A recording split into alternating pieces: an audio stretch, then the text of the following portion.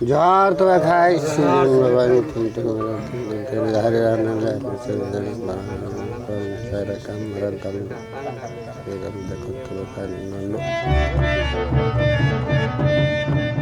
প্রতিটি জাতির ইতিহাস লেখা থাকে তাদের উৎসবে।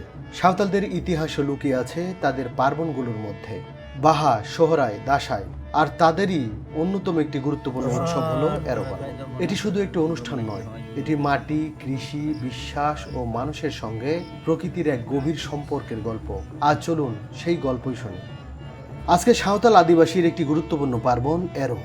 আমরা জানি সাঁওতালদের অনেকগুলো পার্বণ হয়, তার মধ্যে এটি একটি। এই পার্বণটি আষাঢ় মাসের শুরুতে হয়। সাঁওতালদের যে কোনো পার্বণে পূজা শুরু হয় জাহের থান থেকে। জাহের থানটি গ্রাম থেকে একটু দূরে হয়। জাহের থানে পূজা শেষ হলে তারপরে যায় তারা মাঞ্জি থানে পূজা করতে। মাঠের মাঝখানে যে গাছপালাগুলি দেখা যাচ্ছে সেটি মূলত জাহের থান। আজকে আমরা দেখব কিভাবে এরো পূজা করা হয়, কেনই বা এরো পূজা করা হয়।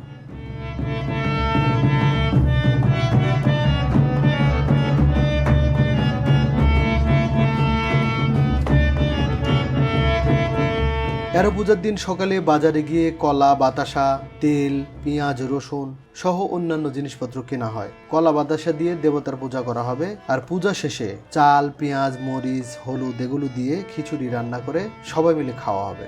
যেহেতু পূজা জাহের থান থেকে শুরু হবে, তাই জাহের থানে গ্রামের সবাই গিয়ে আগে থেকেই পরিষ্কার পরিচ্ছন্ন করে পূজার জন্য প্রস্তুত করছে। জাহের থানে মোট 4 জায়গাতে পূজা হবে। প্রথমে পূজা দেওয়া হবে জাহেরাকে। জাহেরের হতে সাঁওতালদের কয়েকটি মূল দেবতার মধ্যে একটি। এক জায়গায় পূজা দেওয়া হবে মরাকো, তুরাকো সহ অন্যান্য 5 দেবতাকে। এক জায়গাতে বিভিন্ন নায়কেদের পূজা দেওয়া হবে, এবং 4 নম্বর জায়গাটি জাহের থান থেকে একটু বাইরে, একদম শেষের পর্যায়ে। এখানে এক অপদেবতাকে পূজা দেওয়া হবে, যেন অপদেবতা তাদের প্রতি সন্তুষ্ট থেকে তাদের গ্রামে কোনো রোগ বালাই না দেয়।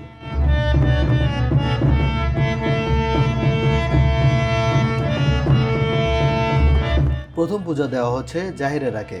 পূজার নিয়মে প্রথমে 3 ফোঁটা সিঁদুর মন্ত্র পড়তে পড়তে পূজার জন্য প্রস্তুতকৃত মাটিতে লাগানো হয়। তারপর কলা ও বাতাসা মাখানো সেখানে দিয়ে চারিদিকে পানি ছিটিয়ে দেওয়া হয়। শেষমেশ সবাই মিলে প্রণাম করে পূজা সম্পন্ন করা হয়।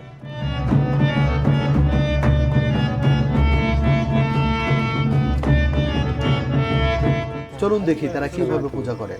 জোহার তো খাই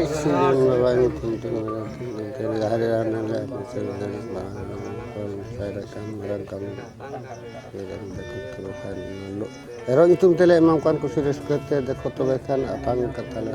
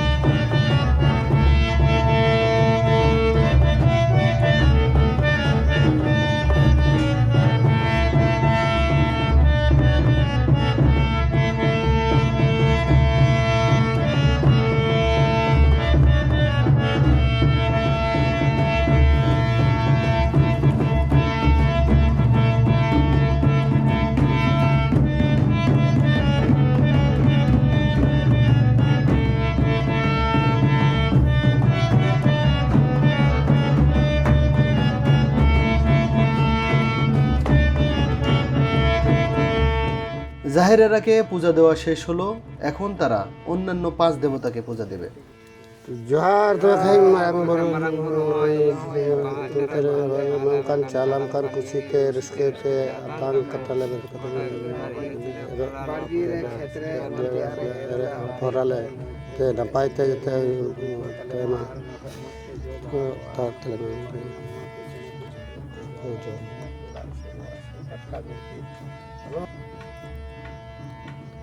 jihad to khai jihad to bahale kan calam kan kusite reskete atang katale porale nuku motte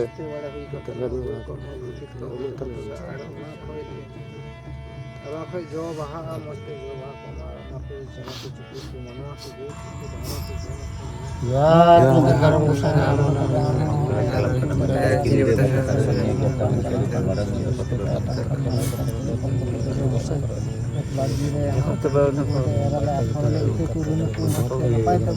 ᱟᱫᱚ ᱵᱟᱠᱷᱟᱡ ᱫᱷᱚᱨᱚᱢ ᱜᱚᱸᱥᱟᱭ ᱱᱚᱜᱼᱚᱭ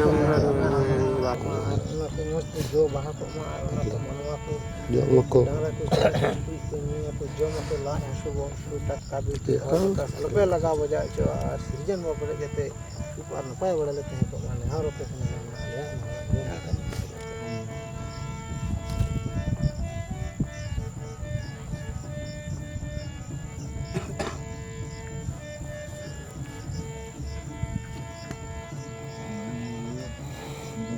এতক্ষণ যিনি পূজা দিলেন ওনাকে বলা হয় নাইকে। উনি শুধু ভালো দেবতাকে পূজা দেবেন। এখন অপদেবতাকে যিনি পূজা দেবেন উনি হচ্ছেন কুডম নাইকে। কুডম নাইকে মূলত অপদেবতাকে পুজো দেয় যেন অপদেবতা গ্রামের প্রতি সন্তুষ্ট থেকে গ্রামের কোনো ক্ষতি না করে। কুডম নাইকে এখন পুজো দিচ্ছেন বিভিন্ন নায়কেকে যারা সাঁওতাল জাতির পূর্বপুরুষ হিসেবে পরিচিত।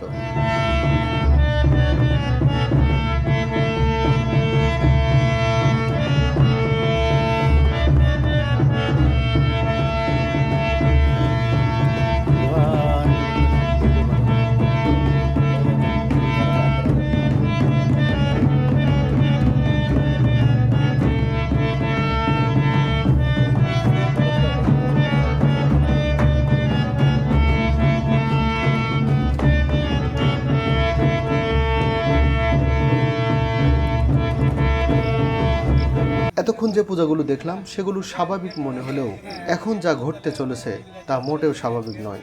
হাতে যে আলো চালগুলো দেখছেন সে আলো চালের সাথে কুডম নাইকের শরীরে রক্ত দিয়ে মাখিয়ে অপদেবতাকে সন্তুষ্ট করা হবে। একটা বড় পাতায় কিছু আলো চাল নেওয়া হলো, তারপর আরেকটা পাতায় করে আনা বড় বড় শিমুল গাছের কাঁটা দিয়ে নাইকে নিজেই নিজের শরীর ফুটো করে রক্ত বের করছে আর সেই রক্ত চালের সাথে মেশাচ্ছে। দেখেই গা শিউরে উঠছে।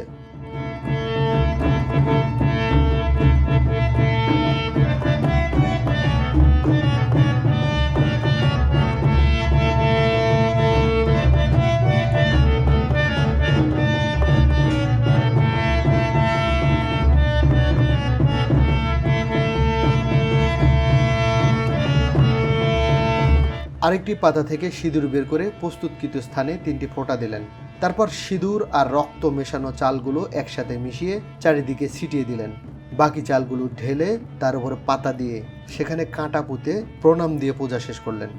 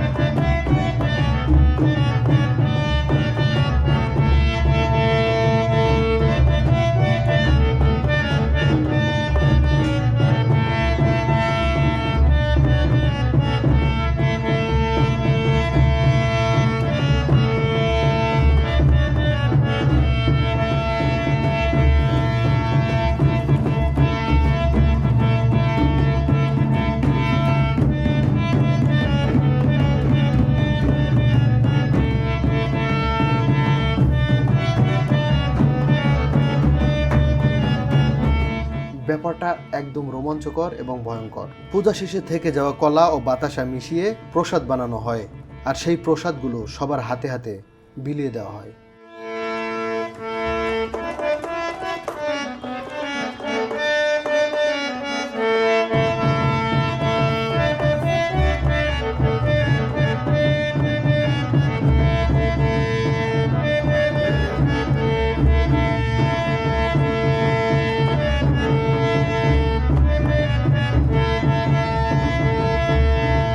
আমরা এখন চলে এসেছি মানজিত থানে।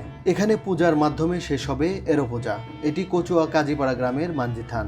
জাহেদ থানে নাইকি এবং কুডম নাইকি পূজা করলেও এখানে পূজা করছে এই গ্রামের মাঝি হারাম বিনয় হাসদা।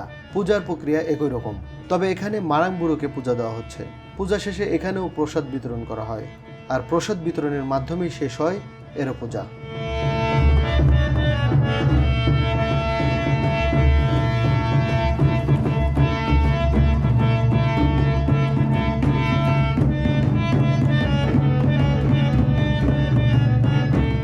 যে প্রকৃতি তাদের জীবন দেয় তার প্রতি তারা কৃতজ্ঞতা প্রকাশ করে, আর এই মূল্যবোধই সাঁওতাল সংস্কৃতিকে করেছে অনন্য। আমরা যদি এই ঐতিহ্যকে জানি, বুঝি এবং সংরক্ষণ করি, তাহলে শুধু একটি জাতিগোষ্ঠীর ইতিহাসই নয়, বাংলাদেশের সাংস্কৃতিক বৈচিত্র্যের এক অমূল্য সম্পদ ও ভবিষ্যৎ প্রজন্মের কাছে পৌঁছে দিতে পারবো। ভিডিওটি যদি আপনার ভালো লেগে থাকে তাহলে একটি লাইক দিয়ে আমাদেরকে অনুপ্রাণিত করুন। বাংলাদেশে আদিবাসী জনগোষ্ঠী, হারিয়ে যেতে বসা সংস্কৃতি ও অজানা ইতিহাস নিয়ে আরও এমন তথ্যচিত্র দেখতে চ্যানেলটিকে সাবস্ক্রাইব করুন, আর আপনার মতামত কমেন্টে জানিয়ে আমাদেরকে উপকৃত করুন। আবার দেখা হবে বাংলাদেশের আরেকটি অজানা গল্প নিয়ে। ততক্ষণ পর্যন্ত ভালো থাকুন, সুস্থ থাকুন। আল্লাহ হাফেজ।